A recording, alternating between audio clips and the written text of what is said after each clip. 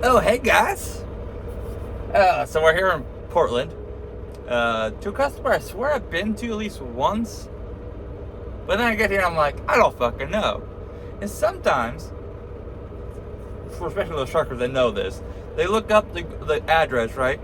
On Google Maps or whatever, satellite mode, and it's like, you could have sworn you've been here at least once. Yet, Google's like, you've never been here. Oh, and then some places you know you've been to, definitely multiple times, or hell, even at least like once or twice. Google's like, oh, you've never been here. Like, it's kind of funny how that is. I'm like, guys, look at my gray hair. Guys, I'm too young for this. Too young. Man. Oh, customers, PFG, Roma, over here in Portland. Yeah, it looks pretty easy. I mean, it's a little like square inside. You got to do U-turn or you blindside if you want, but because it looks like I'll be on that building side, the one facing me. I'm over here parked out here on the street.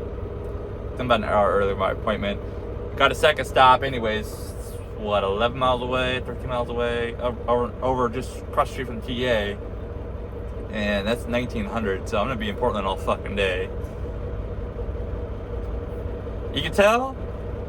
You can just tell they scheduled this first stop as if I'm gonna be here all fucking day, and then they couldn't get one soon enough on the second half.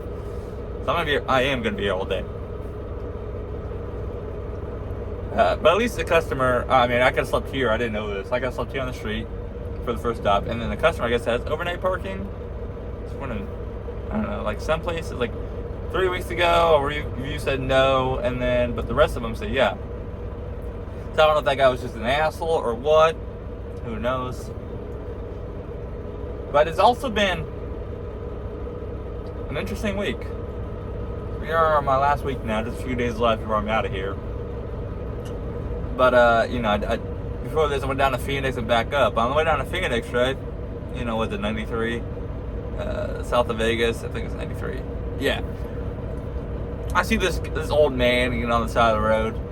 I just get over it. It's like, I got over early, though. That way people behind me can see it. Because, I'm a truck. I block your view.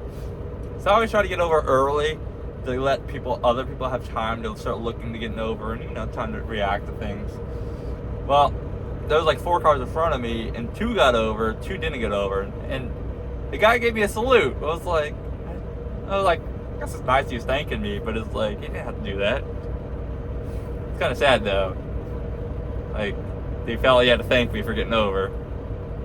But yeah, he was trying to change, I think he was trying to change a tire or something. I'm trying to remember exactly. I know his hood was popped, and he had his spare tire was out. I don't know if it's a spare tire or what. It looked like a spare tire. But, I mean, I thought that was kind of cool. Didn't need it. Unnecessary, but kind of cool. Then I got down to Phoenix, right? Because I delivered, this is like the 22nd at this point. 23rd?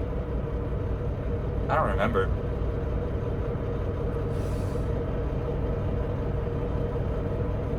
Oh, I'll call him back in a minute. A buddy of mine's calling. But get down to Phoenix, and I mean, it was the night before my appointment. I don't remember what day it was. But I was like, I'll just get down there, park, order some food, because I park on the street, whatever, right? This is for Dunkin' Donuts down there in, what was the address? 4302 Buckeye, I believe. So just west of the 17 loop. Took like 3 or 4 blocks, not too far, right? And I get under, I think it's a 101, I-10 eastbound, exit 30, or mile marker 134. I believe that's the 101 above me when you're going under the underpass. I believe. Anyways, traffic's coming to a stop. Well, I'm asking coming to a stop. Traffic ahead's coming to a stop. Or it's already stopped me. And I'm in the 3rd lane. And I start turning my hazards on because traffic, I mean, you cross this little hill and then, immediately come to a hard stop. I turn my hazards on, I start stopping. Well, there's this JB Hunt trailer with an SFI truck, so meaning the owner out pretty much. He's leasing the truck. And he's got this JB Hunt truck or trailer. And then there was a Camry somewhere in this situation. I don't know if he was in that lane or right next to him. I think he was right next to him. But there was a black Charger. Like I said, I don't know where this Camry was. I think this Camry is here, or it could have been like here, like somewhere between the Charger and the trailer. And the Charger was like, I don't know, 05 to 09, somewhere in that range. For those who know the cars, it's got that look. That look was ugly, awful, big bloated car. And then there was, I don't know, like I'd have to say like an 03 to 06 Honda Accord, and everybody was to stop. This Honda Accord said no. I don't know if the dude was drunk, tired, not paying attention on his phone, what, but he was hauling ass. He must have looked at the last second and tried swerving, but when he swerved, he didn't clear, so he caught the black Charger right here. This is a trunk, by the way. This is like the right rear quarter or bumper. He caught it, and this was some Hollywood shit going on, because that car, obviously the Honda Accord is a little bit lower, so when he caught it, kind of pushed it up. But that Dodge Charger went to the left, across two lanes, but when it went left, it went like this. So like, the driver's head was pretty much with the ground. No, like he didn't hit the ground, but like it was like this pretty much as he went across two lanes. And I was like, holy shit! And not to mention that smack was pretty loud. So I know there was some speed involved in that Honda. Like I could already tell he was going fast, but it's hard to tell, especially when the braking, how the speed difference. But the smack that I heard over my engine brake and everything, and over all the traffic noise around me was pretty good. And that car was fucked too. That Charger was fucked. But let's put him to the side for a second. The Honda Accord though wasn't done for any people. No, he went, somehow missed the Camry. That's what I'm saying. I don't know where the Camry was. Camry was in the mix somewhere, but I was also focusing on getting stopped even sooner now, because now traffic's come to an immediate halt and people are trying to avoid this. I saw some skilled reaction though from this one car, because like I said, this one car I think it was a Camry, had the car like this, and somehow was able to get away from it. But that Honda Accord though pushed that Charger out of the way and then rear into the truck. Not a mark on the truck though. Not a mark. But that poor Charger though, the car was totaled. The wheel was bent. The axle was like just fucked. I mean, when I looked on the other side, the wheel was like this with the ground, and the axle all fucked up, bent up. Could have been. I swear there's that axle. I'm pretty sure that car still had a solid axle in the back. It's possible. Possible. I'm trying to remember all that one on top of my head. I know it's all kinds of shit twisted up though. But originally I was just gonna call it in, just keep going, saying, "Hey, here's what happened," and blah blah blah blah. But then I pull up, because now this guy's in the second lane, right? He's facing oncoming, and I'm in the third lane still. So I get up to his window, I look down, and I see this. And I was like, no. Is this guy knocked out? Is this guy okay? So I was like, I better stop, make sure. He's like, I don't know if anybody called in. It didn't sound like it. But I got out, and I left my truck in that lane. It was like, I'm going to slow traffic down, because I don't want to be out seeing this guy's okay. Around the car is totaled, and also immovable, at least under his own power, and have flying traffic around it. So I ended up being parked right next to him for like 10 minutes before I did pull off to the side. Because yeah, when you're a car that's totaled and immovable and you're not sure what's going on with the person, and you have to be outside it, I want to barrier for myself, and I want to make sure that nobody's going to hit him again. Yeah, he was fine. He was just sore. Like his neck was hurting, because he, pretty hard hit from behind, so his neck got whipped back. No airbag deployment. Makes sense where it hit. Back then, airbag sensors weren't everywhere. Even his steering wheel airbag didn't go off. Put it this way, he got hit so hard that the plastic trim around his radio got thrown off. That's how hard he got hit. And after I asked him, I pulled over. His door was locked. I knocked on the window. He opened his eyes and looked over. I was like, okay, good. He's at least coherent. I was like, roll down the window, telling him unlock the door, pointing down. He eventually figured it out. I guess, I don't know if he was hearing me correctly. I was kept saying it, hey, unlock the door, roll down the window, something. So I could at least, something. The car was still running, so I knew it had cell power. But he opened the door. I opened it. I was like, hey, you alright? He's like, yes, sir. I was like, okay, what's your name? Started asking the questions, because at first I want to make sure his mind's there before I kind of ease off and go check on the other person. Told me his name, asked him what date it was. So I learned things to do on my towing days. Checking on his mind over here. He had all the answers right. It was Thursday. Now I remember what day it was. Thursday of last week, so whatever day is the 26th, that would have been what, the 23rd, 24th, 22nd, 23rd? Somewhere in there. I don't have a calendar in front of me.